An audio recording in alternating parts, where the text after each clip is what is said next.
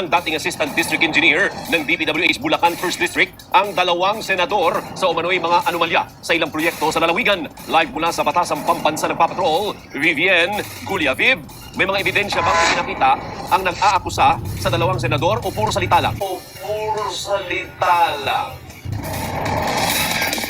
Alvin, ipinakita ng dalawang dating engineer ng DPWH sa Bulacan ang larawan ng mensahe mula sa Viber app na mula umano kay Senator Joel Villanueva at isang text message na binabanggit naman yung pangalan umano ng staff ni Senador Jinggoy Estrada. Na pera sa mesa. Ito ang naman ang dalawang larawang ipinakita ni dating DPWH Bulacan 1st District Assistant Engineer Bryce Hernandez sa pagdinig ng House Infra Committee kaugnay ng umano'y anomalya sa flood control projects. Inamin ni Hernandez sa Joint Committee na sa kanya dumaraan ang pera mula bubulsan nito. Kami po, inuutusan lang po na ayusin yung mga pera.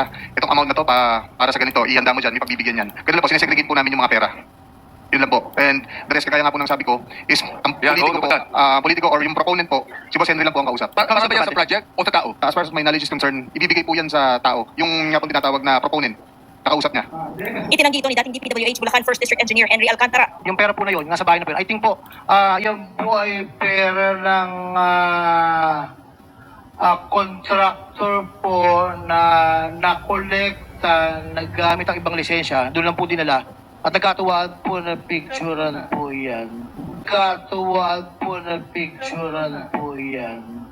That's not for the proponent. Alright, picture na lang. Sabi ni Hernandez, pre-arranged ang bidding ng ilang proyekto at mula 2022, pumalo na ng bilyong piso ang dumaang pera sa kanya mula umano kay Sally Santos ng Sims Construction Trading. Nang tanungin kung sino-sino ang pumaparte rito, ito ang naging tugon ni Hernandez. Sabi ni Senator Marcoleta kahapon, ligtas ka na. Hindi po ito totoo. Si Senator Jinggoy Estrada, Senator Joel Villanueva, Yusek Robert Bernardo, at D. Alcantara, ang sabi po ng boss dito ay 30% ang commitment dito. Sabi ni Hernandez, ngayong 2025 nasa 355 billion pesos umano ang flood control project, 600 billion pesos naman ang mga proyekto ni Villanueva. Mula sa lang yan, 30% ang tinawag ni Hernandez umano yung SOP ng mga nabanggit na senador, 3% umano ang porsyento ni Alcantara, at 2% naman ang tinatawag niyang finder's fee. Hindi po totoo yan na ako'y nagdi-deliver sa mga politiko. Si Senator Joel 2023, wala pong project na flood control si Senator Joel ever since. Ito din itinanggi ni Senator Joel Villanueva ang mga sinabi ni Hernandez. Wala po ako kailanman naging flood control project. Hindi ko po sasabihin na I categorically deny this accusation. Dahil po may resibo po tayo. Meron po pwedeng i-verifika kung bakit ito nangyayari. May suspetsa si Villanueva sinong nasa likod ng mga bintang sa kanya, bagamat hindi niya ito pinangalanan. Dito rin po sa buluhagan na ito, Mr. President, unang nasabi yung binabanggit kahapon ni Senate President Escudero, a name that cannot be mentioned.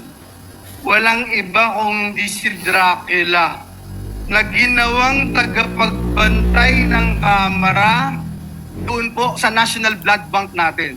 Ngayon, Mr. President, nasan po si Dracula? Bumaba daw po yung dugo. Sino ba ang mastermind nito, Mr. President? Hindi po ba ganito rin po yung ginawa sa atin 2 years ago nung nilabanan natin? Yung People's Initiative na may mga script na pinababasa. Aning Villanueva may hawak siyang dokumento na tingin niya ay mitsa kung bakit siya isinabit. May hawak po ako ng mga affidavits ng mga taga-DPWH sa Bulacan.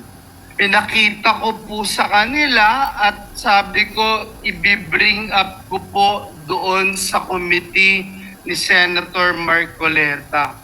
Hindi ko po ito nagawa sapagkat alam naman natin, Mr. President and Majority Leader Mix, alam natin yung nangyari kahapon. Alvin, kapapasok na lamang na